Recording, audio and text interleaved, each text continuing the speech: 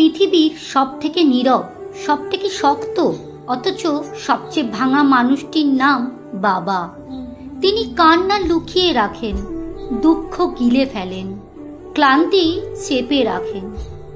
বাবারা কাঁদেন না, এটা সমাজ শেখায়, কিন্তু প্রতিটি বাবার মনেও লুকোনো থাকে এক সমুদ্র গোপন কষ্ট। একজন বাবা সারা জীবন পরিশ্রম করেন পরিবারের জন্য, বিশেষ করে সন্তানের জন্য। তার নিজের কোনো চাওয়া থাকে না, থাকলেও তা মুখ ফুটে বলেন না।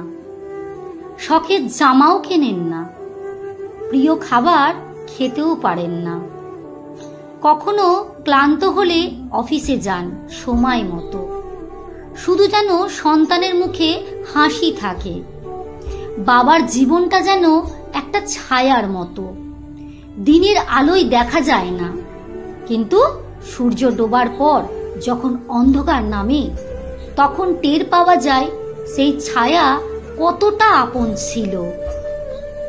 একটা সময় আসে যখন সন্তানেরা বড় হয়, নিজ নিজ জীবন নিয়ে ব্যস্ত হয়ে পড়ে। তখন অনেক বাবা চুপচাপ হয়ে যান। তারা ফোন করে না, শুধু অপেক্ষা করেন একটুখানি খবরে। রাতের খাবারের টেবিলে বসে বলেন না, তোমার কথা খুব মনে পড়ে। শুধু চুপচাপ খেয়ে থাকেন খালি চেয়ারের দিকে।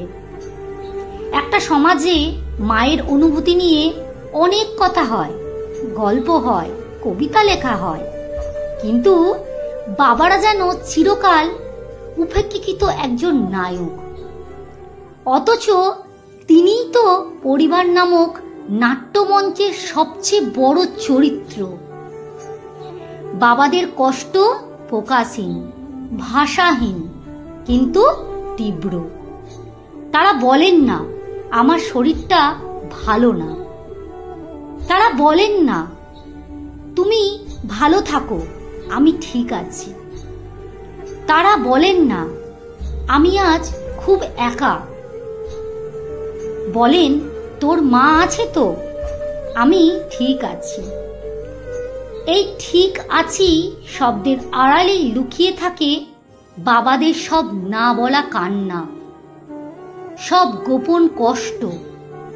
তাদের জন্য বেশি কিছু হয়তো করা যায় না, কিন্তু একটিবার ফোন করে বলা যায়, বাবা আমি তোমাকে ভালোবাসি।